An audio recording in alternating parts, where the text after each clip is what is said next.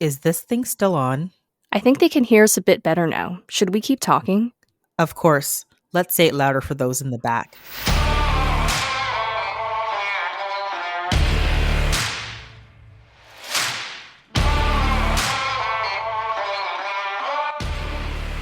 Hi, and welcome to the Gritty Nurse Podcast, an unfiltered discussion about health and healthcare. My name is Amie Archibald-Varley. And my name is Sara Fung. And we are your podcast hosts. If you're listening on Apple Podcasts, Spotify, YouTube, iHeartRadio, or any other podcast platform, don't forget to hit subscribe so you can get updates on new episodes. If you love our podcast and our advocacy work, please go to www.grittynurse.com and click on the Support Us button. This will give you access to exclusive episodes and early releases on a monthly basis. This will help us with the costs of running the podcast, the time and energy to put out awesome and informative episodes. And for that, we thank you and we appreciate you.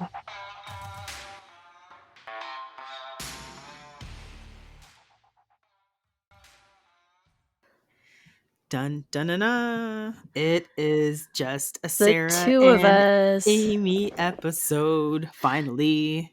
Just the two of us. Just the we two can of make us. it if we try. We always have to do that. Oh yeah, for sure. Well, again, thank you guys for listening to us. Today we have a little bit of a rant, and I'm sure it's a rant that everyone else is thinking about and that's on everyone else's mind. I think it's time that we talk a little bit about the convoy. And I think it's important to talk about the convoy in the context of this is the most factual thing. And I think that, American media is really getting this wrong 90% of the time because they really still can't tell the difference between Ottawa, Windsor, and Toronto, which is hilarious when we are watching it. But I think the first thing I want to say about the convoy, the protest for the mandates, is this one pearl. The majority of Canadians do not support the convoy. Right.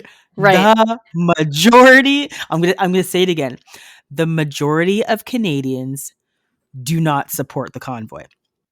Yeah, and I'll just throw in here also that the majority of truck drivers are vaccinated and also do not support the convoy. And I think it's just become this whole thing where I feel like we're now the laughingstock of the US, which is kind of reverse of how it normally is. And it's just crazy. Like, you can't make this kind of stuff up. Like, I wish this was a dream or a TV show, but unfortunately it's not. And the more that I follow this, it's like the worse it actually gets. But maybe before we dive into this, maybe for those listeners who haven't totally kept up to date, I'm just going to read out a little summary of basically what's happened, just so everyone knows. So basically, up until January of this year, Canada and the US were allowing exemptions for unvaccinated cross-border truckers. And this was due to the existing supply chain disruptions. So these exemptions ended on January 15th of this year, and the United States exemption ended on the same day. But as I said, about 85% of Canadian truck drivers have been vaccinated, and we're talking about the remaining about 12 to 16,000 of truckers who are unvaccinated. So they can actually still drive within Canada, but they just can't cross the border. And the Canada Convoy protest, aka Freedom Convoy, is a series of ongoing protests and blockades in Canada against the COVID-19 vaccine mandates and restrictions. So originally this protest was for crossing the border, but later evolved into a protest about COVID-19 restrictions in general. And beginning on January 22nd, hundreds of vehicles formed convoys from several points in Canada and arrived in Ottawa a week later with a rally at Parliament Hill. The convoys were then joined by thousands of pedestrian protesters, and this led to several offshoot protests that have blockaded provincial capitals and border crossings with the United States. Then, on February 11th, Ontario Premier Doug Ford declared a state of emergency, and this included new legal sanctions on trade routes, highways, airports, bridges. And actually, the Prime Minister, Justin Trudeau, and Joe Biden spoke on February 11th to discuss ending the blockades at the border. On February 14th, for the first time in Canadian history, Justin Trudeau invoked the Emergency Act in response to the protests. So, not everybody knows this, but the convoy has been condemned by the trucking industry as well as labor groups. The Canadian Trucking Alliance stated that most protesters actually had no connection to trucking, and protesters were seen drinking and dancing on the National War Memorial and Tomb of the Unknown Soldier, as well as a Terry Fox statue. Officials have raised concern about the protesters' involvement with far right extremist groups, including those who promote violence, and some have even called for the federal government of Canada to be overthrown. As of today, or sorry, I should say as of yesterday, the demonstrations were down to about 150 people. Vehicles were down to about 300 from more than 400 at the height of the protests. And as of yesterday, the chief of the Ottawa police had resigned. So I said this is going to be short, but actually there's like a lot of stuff going on here and a lot of stuff we need to unpack. Yeah, so let's go first to talking about, the reason why this convoy was supposed to be kind of initialized, and the reason was because of mandates. They didn't want any mandates. Right. They didn't want they wanted all of that to be gone. What I'm going to say is I think people have the right to protest, right? I think it's the right to have that expression to say, I do not agree with what's happening. I think everyone should have that right. The other piece that I'd like to talk about is now the whole reason they were supposed to be out there was, talking about the mandates. They were unhappy about the mandates. Fine. But I don't believe in what we've seen over the last couple days, weeks, I should say, last few weeks, is this is not about mandates. This is a ruse. This is a ruse to funnel money to far alt right groups. Like you said, Sarah, there are some of the leaders aren't even truck drivers. Like, this is insane. Right. This just started as something and it totally snowballed into something else where I feel like it's out of control now. And you mentioned the GoFundMe. So the GoFundMe wasn't even started by truck drivers, right? It was started by two people who had connections to alt-right groups. Yep, I found a tweet, and essentially, it's actually from the Surfs on Twitter. And essentially, what this person says is, it's pretty telling, but not a lot of people know that none of the four key organizers of the truck rally, again, like, are truckers. And it's just some of the things that I've seen that they stand for is really scary. So, for example, I saw this: James Botter shares QAnon hashtags. Benjamin Ditcher claims the Liberal Party is infested with Islamists. Jason LaFace is linked to the racist group Soldiers of Odin. Tamara Litch is an Alberta separatist and a member of the Yellow Vest and racist Clarion Project.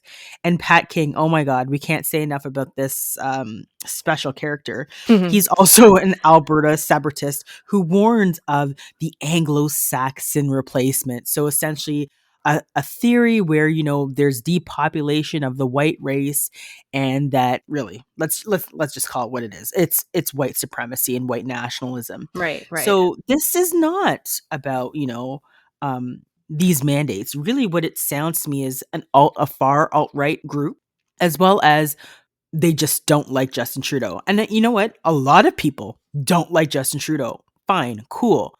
But you know what? Using other people's money for your far right, really terrorist type of activity is not actually okay.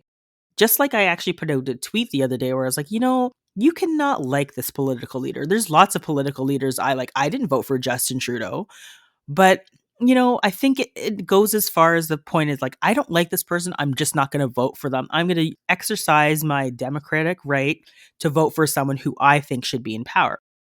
And if we believe in the democratic process, then when we all vote and we share our voices, and then this person's the leader, that's who society has chosen. That's really how it should kind of end.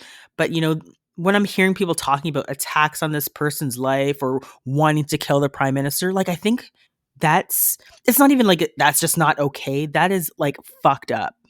Well, yeah, I mean, like, at the end of the day, he's still a person, right? And we need to treat each other with respect. Even though if you don't agree with anything he's ever said, at the end of the day, he's still a person. He doesn't deserve to have his life threatened or to be told that he's going to get his head cut off or you're going to go after his family. Like, that just speaks to who you are as a person. So this is the kind of society we've evolved into, where we threaten our prime minister and, we say we're going to kill people.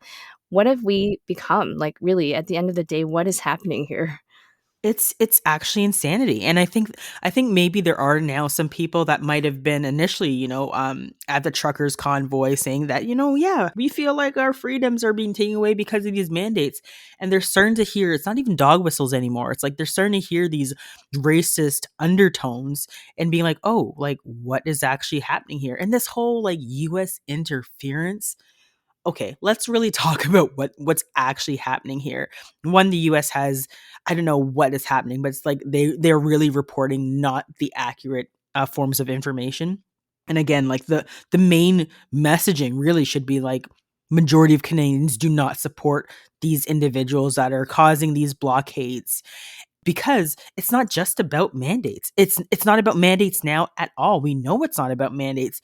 It's about the fact that this group feels that there's tyranny, and they feel that Justin Trudeau is this evil person. And he's trying to like ruin the world, or he's a globalist, or whatever these other things that these individuals say. And they're like calling for blood. It's actually like, I think it's insanity. And I think that, there was a lot of things that could have been done before all of this happened. I think there should be, again, just like with healthcare, we need to preemptively think about, some of the things that people do and respond to them way in advance. I think that if we look at the whole pandemic, Sarah, I think we can say that it's just been mismanaged. It's been a shit show. We should have never had surgeries being canceled. There's a lot of things that I see, and of course, hindsight's 2020, of things that could have been done very differently. And I think, I think they all have their hand in some of the most horrible things that we've seen over the pandemic. But again, the one other thing that they're saying is these protests are, they're not impinging on anybody else's freedom. They're overwhelmingly positive. No, they're not. They are actually these same people that are like, oh, we want our freedom. We're honking for 2 weeks straight, and the poor citizens of Ottawa couldn't sleep.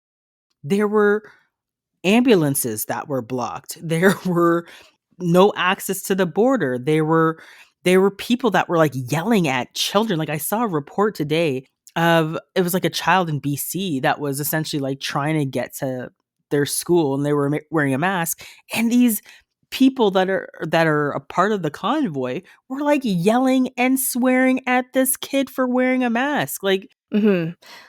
so therefore their freedoms, but everyone else's freedoms don't matter. Right, right. So you have the right to protest. You have the right of, your freedom of speech, but when you think that your rights supersede the rights of everybody else, including the most vulnerable, that's messed up. And one thing that I wanted to talk about, which really disturbed me, was the fact that when they were looking at who was in the trucks, 25% of the people were children. So, like using children as a human shield, having children, leave their house and they're camped out in the back of these trucks, right? They're exposed to all kinds of things like the elements, like gas fumes, and never mind the fact that they're not in school. But what I Right? were like, I was like, these are school age kids. They're not just not in school. And the thing I worry about the most is like these children are learning that this type of behavior is okay. So if you don't like something, you can just drive your truck down, park it in downtown, block everything up, honk, swear at people, and that to them is the acceptable behavior they're learning from their parents. Yeah, like I mean, just talking about the children, I think seeing seeing that picture, I'm trying to remember where I first saw it. I think I might have first saw it on like the Dean Blundell podcast or one of his Twitter feeds.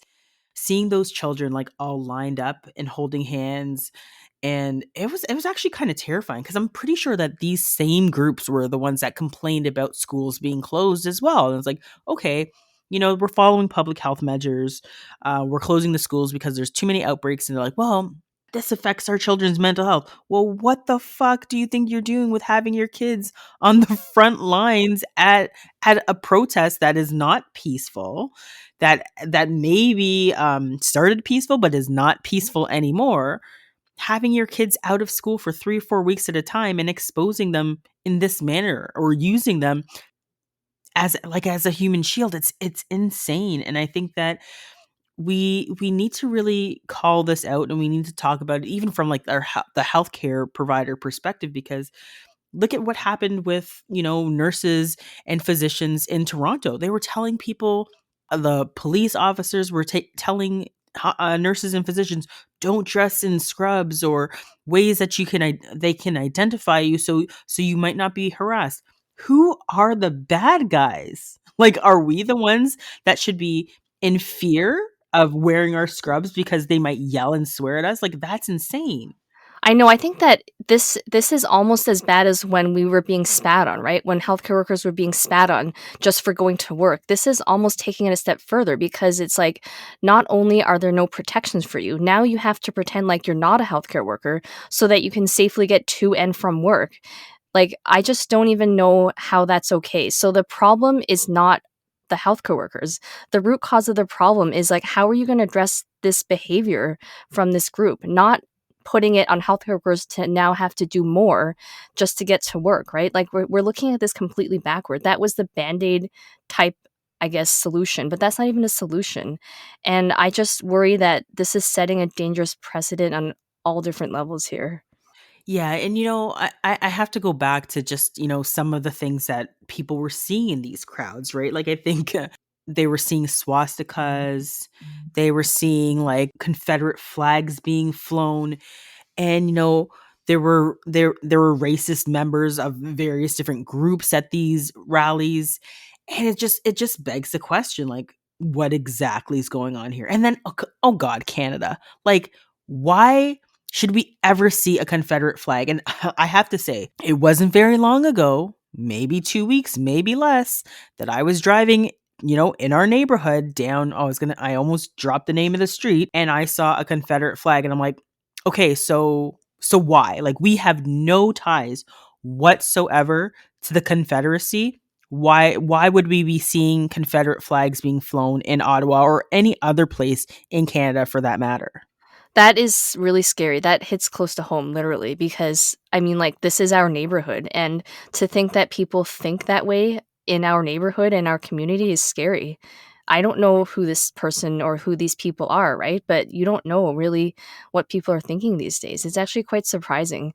I think, like, when you move, I was talking to a friend, and it's like when you move somewhere, you look up the walkability, you look up the school district. I almost think you should look up the political situation where you're moving because that's important these days. Like, what kind of neighborhood are you what kind of neighbors are you going to be associating with, right? Like, you want people to have similar shared values, and these are not values that I share. So, these are things that I think about all the time.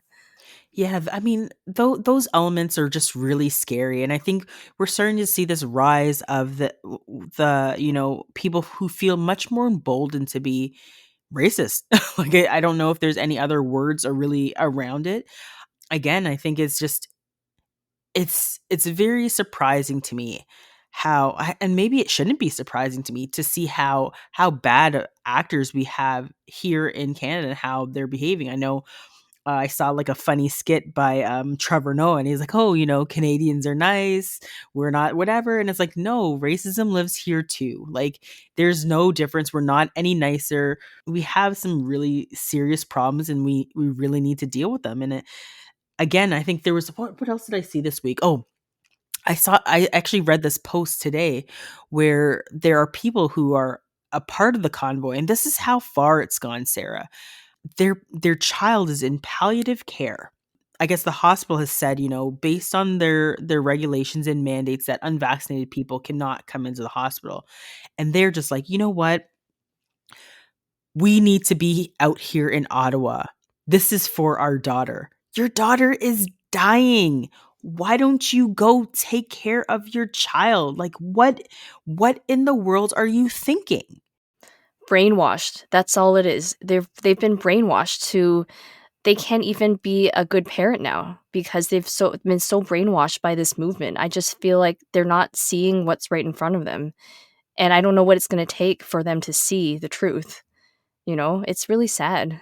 It's more than sad, because it's just like, I think a lot of people have lost themselves, and maybe through the last 2 years what they're thinking is they're trying to find a sense of community with these individuals or like-mindedness, but this is not the way to go. Like, clearly this is not about mandates anymore. We all know it's not about mandates.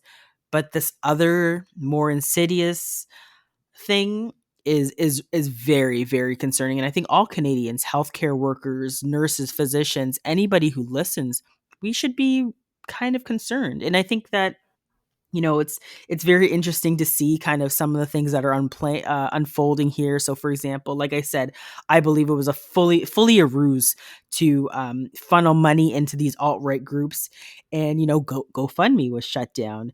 Give Send Go, an American and Christian organization, was their funds were seized and shut down, and I think that's because the government also have been looking into this and saying, well, one, why is a huge percentage of these donors American?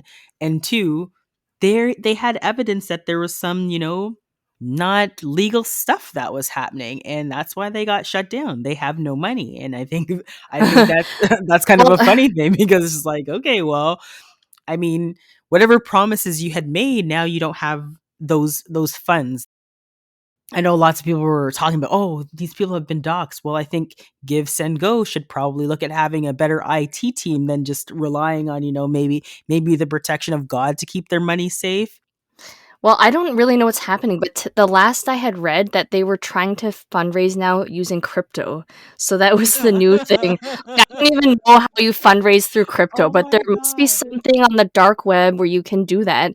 And the Right. other thing I had heard was that they leaked the list of donors from the original GoFundMe, and people in Canada are now boycotting David's Tea because the wife the wife of the founder of David's Tea apparently donated money. She's on the list, and so people are now boycotting David's Tea. I don't know who else is on there. I'm sure there's a lot of names we might know. Yeah, I saw that there are some like university professors and various different people. I'm trying to see if my father-in-law is on the list. Oh God, don't joke I, about that. I haven't checked, to be honest. I haven't seen the list. I've seen some screenshots, but I actually haven't seen the list itself. But I mean, again, people are losing their jobs and stuff over this, and I think people need to give them their heads a shake and be like, why is this group so attractive to me? Like, what exactly is uh is my end goal here? Because these cries for freedom, whose freedom are they talking about? Because I don't know, Sarah. I don't think they're talking about the freedom for you, and I don't think they're talking about the freedom for me, because again, I've seen some very, very horrible things that they've said. Lots of anti-Asian racism. Like, I've seen them talking again about like the China virus and these various different, very anti-Asian racist types of, I guess, language. I've seen them also have very, very, I guess it would be anti-Semitic language as well. Definitely just generalized, racist language when they're talking about depopulation and all this nonsense, really. And I think that, as healthcare providers, we need to be aware of what's happening. Like, we just Oh need, yeah, like, oh yeah. we can't just be like, oh, you know what? I'm just gonna go in for my shift and go home and put my head down and not understand what's happening. Like, we have to be intricately involved in understanding what's happening, because we play a part in this too. Right, and we have to call things out in the moment. So one thing that really frustrates me is that about the pandemic is we had so many lessons from SARS, like so many. We had a playbook. We knew what needed to be done, but nothing was done. We didn't have the right PPE stockpiled. They were all expired. Like, we knew what needed to be done in terms of airborne, in terms of the precautionary principle, and as Andre Picard says, Canada is so great at writing recommendations and doing inquiries, but not great on acting on them because there's no accountability. And so Yeah. the issue here is that everyone's just pointing their finger at someone else, or they're sticking their head in the sand, and nobody wants to deal with this. And it's just for me, it's like it's just history repeating itself, but on a worse scale. Yeah. And speaking about like accountability, Sarah, I mean, I think the whole world is watching as, these various different police officers, whether it's Ottawa, whether it's Windsor, whether it's Toronto, we're watching how they're responding to these protesters, or I should say, I guess they call them now the occupations or whatever. And essentially, we're seeing there is a huge contrast in how these police officers are acting in regards to this group with the convoy versus, let's say it was the homeless encampments, or the protests by indigenous people on the oil pipelines, or even Black Lives Matter. Like we're watching as these police officers are hugging Oh god. the protesters, giving them high I fives, wouldn't be surprised if smoking, some Tim and Hortons coffee was fist involved, pumping, Timbits. right? Fist pumping on the job is just like, okay.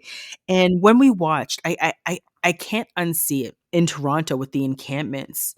It's a completely different feel. And if these people are saying that all is equal, the treatment is not equal. No, The no. way that they treated people who were protecting or protesting about, homeless shelters. I think John Tory came out and was just like, "Hey, we need to clear these guys out."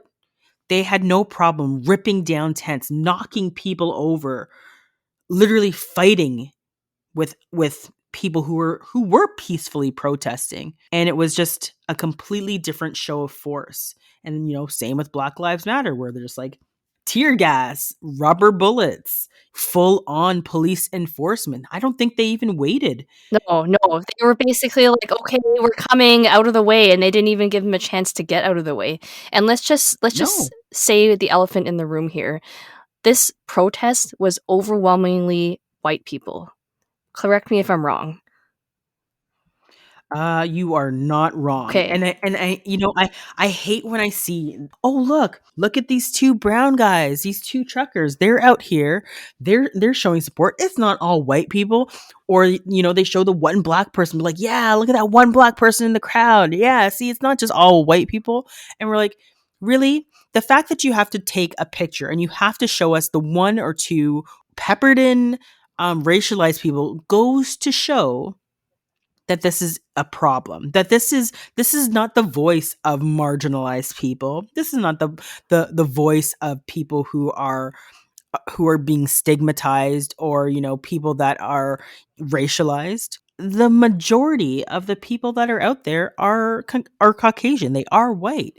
And again, this is why I keep on asking, like, whose freedom are you fighting for? Like, I don't think you're fighting for my No, freedom. definitely not. They're fighting for they're fighting for the same things that they continue to, and the narratives that they're continuing to spin, which is white nationalism, which is white supremacy, which is an agenda that I don't think anybody's here for. And I think people are starting to see it. So let's just go back to the voice of reason for a second, because I remember at the beginning of this whole protest, there was a reporter that went out and honestly just wanted to hear their side of the story, right?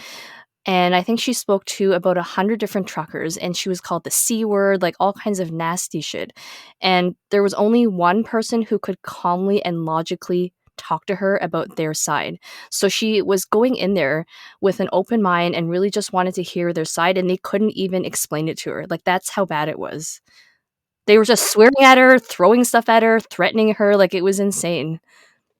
Well, this is the thing. Like, Sarah, you could just, like, I'm sure if you just put out a tweet and you just said Justin Trudeau, people will just randomly start saying evil shit to you. Just randomly. They won't even look at the context. They'll just be like, you said this person's name, you're an evil person. Well, that's what it was about vaccines, right? So all of our tweets about vaccines got hijacked by the anti-vaxxers for a while there, and that was getting really ugly. Like, for example, I could just be like, yeah, I like cheese and ham. And then they're like, oh my God, Justin Trudeau's the worst. I know. Oh, mandates. I'm like, what the are you talking about? Like, I'm talking about the cheese and ham that I just had. Like, but it's weird. It's just they inculcate themselves into everything. Oh, it's like, And I saw Justin Trudeau eat a ham and cheese sandwich once. That's how it'll start, and then it'll just snowball from there. it just snowballs. It's unreal. It's just they are trying to push an agenda. They're trying to push their political agenda, because this, again, like I said, this is not about mandates. This is about pushing a political agenda, pushing their alt-right movement, and we're not having it. I think the majority of Canadians aren't having it. And again, this is where we need to have measures that should have been dealing with this way in advance. Like, 4 weeks in and we're still talking about this, like, it's insane. And I think that they're not going to listen. These groups of individuals that not about the people who are anti-vax or anti-mandate, but the people who are really pushing some of these alt-right viewpoints. They have an agenda, and they're not going to listen, because at the end of the day, they want to see an I guess it would be a Eurocentric state. They want to see what, they talk about, like, making Canada great again and all of these crazy things that, are homage to Trump and white nationalism.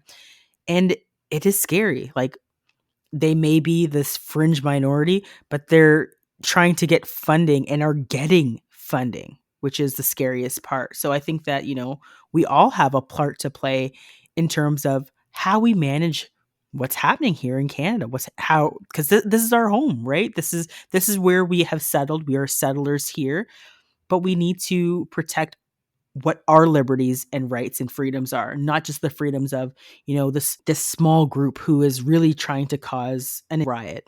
Absolutely. So What are we going to do, I know. Sarah? Well, how do we move forward from here? This is what I'm thinking about in my head. Okay, so let me just say this. Okay, so I'm not even gonna go down the route of talking about the Emergencies Act. We've seen that has been enacted. There are differing perspectives. Let's just say this straight off the hop. There are different perspectives on how people view whether this is an overreach of power, whether this is, like, again, it's unprecedented. So there's a lot of feelings surrounding that. I'm not even going to get into that today. I think let's leave that to the people who know politics best to fight that one out. But I think what we can talk about is, like, what can your everyday person do about this? One, I think the first thing is dispel myths. We are in this whole disinfodemic pandemic where people are just spewing misinformation like nobody's business. First and foremost, we know that, again, this is not about, truckers. We have over 90% of truckers who are vaccinated who agree with the mandates. And then the majority of Canadians agree with the mandates. So cut the shit, stop lying to people and saying that this is a large amount of group of people that feel this way, because it's not. We need to stop this misinformation. Absolutely. And for all of those listening that are healthcare providers, we are in a position of leadership, in a position of trust. So use that for good. Use your platform for good, for spreading evidence based information. I think in a respectful way is always good, because you want to, maintain your credibility. So we don't need to resort to name calling or any of that. And I try not to even amplify the voices of those who are trying to do it for the drama. Like, Yes. I don't Yes. wanna Thank you give for them the saying that. attention, right? Like, they don't deserve that attention, why should we give it to them? And I think a lot of the issue here is the media, that the amount of media attention that they got was insane. And I'm even thinking about from the US, like, the last time that Canada was in this much of a spotlight was when Rob Ford was doing crack. Like, how long ago was Oh, that? 10 no. years ago? I won't even Yeah, get into that that, was a but hot minute. it was Yeah. a hot mess, and it was just like it just became like this comedy show, and I think this is what it's becoming. But the root issues are serious, and we need to figure out how we can move forward from this. And I really hope that this isn't the beginning of more things to come of this nature. Yeah. Again, like, even just circling back to the whole, like, aspect of misinformation, please do your homework, right? Like, you can't just watch Fox News. You can't just watch all these right-wing media and just be like, "Oh yeah, this is like the best." And again, you know what? I'm going to say not all the time does media actually get it right either, right? There's media that I'm like, "Oh, I didn't really like how they spun that," or whatever the case may be. But do your own homework, do your own research. You guys can Google these people's names for yourself and see what they stand for and be like, "Oh, maybe that is not what I stand for." And again, like you said, Sarah, call out the bad actors.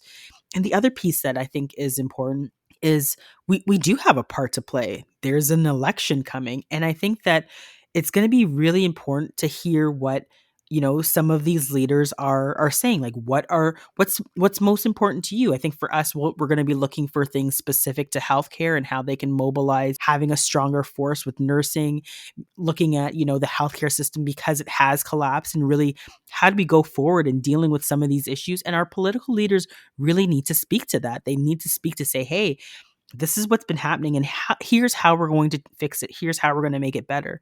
So I'd urge people who are listening that yes, there's an election coming around. If you haven't voted or you're just new to being out there to vote, please get out there and find out about the candidates. Know who you're voting for. Know what they stand for. Do they align with your views and your viewpoints? And if they don't, you need to find a different political candidate. We do hear about all the time of, people who are just like, my family's conservative, so I just vote conservative.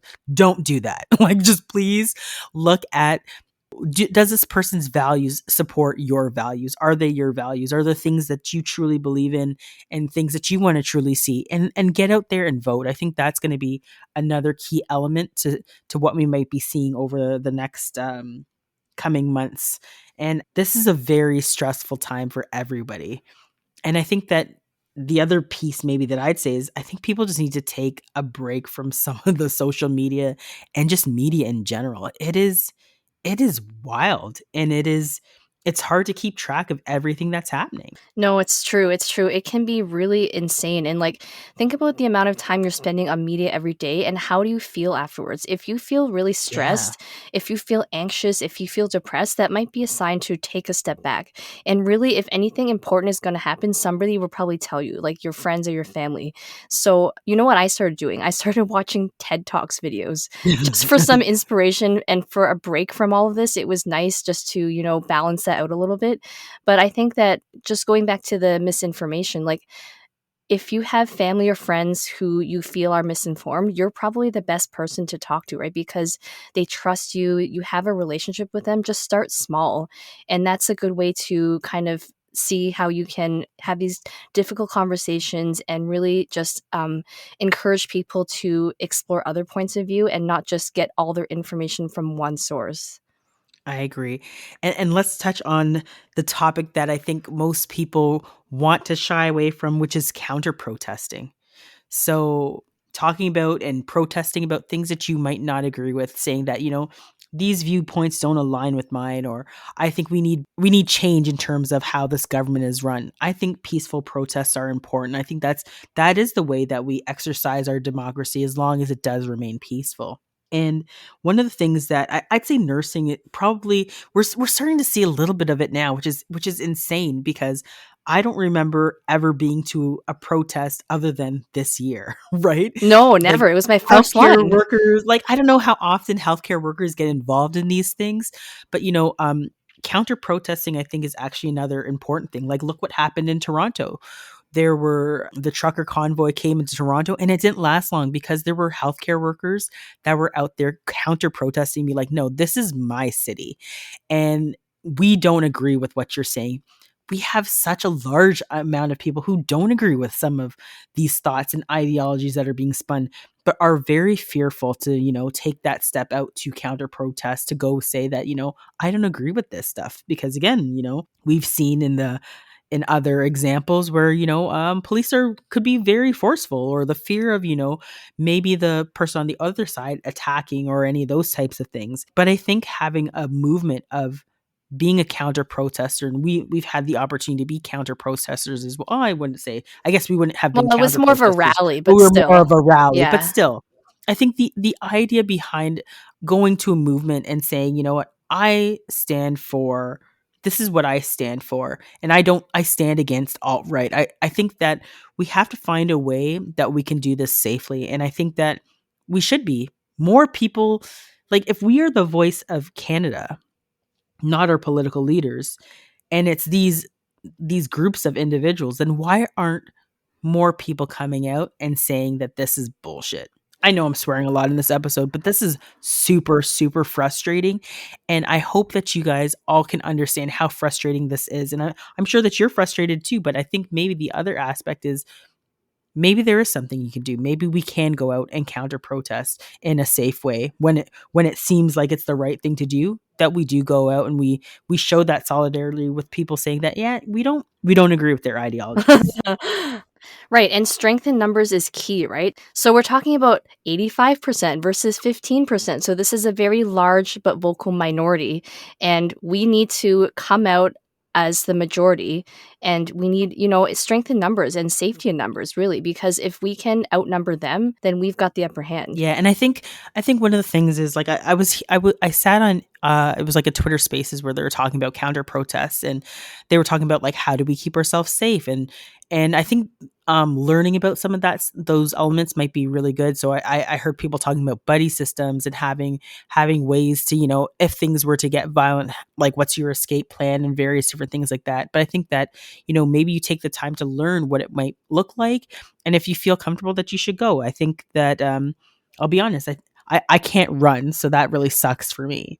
But I think Yeah. that, if there is another counter protest, I might make my way down there, because you know what? I think I should say that I don't agree with these alt-right groups. I don't agree with the way that this has been handled and the way that it's been handled. And I think that, there is, like you said, Sarah, there is solidarity in numbers. And maybe by lending a little bit of my voice, I can, again, make some change in that way as well.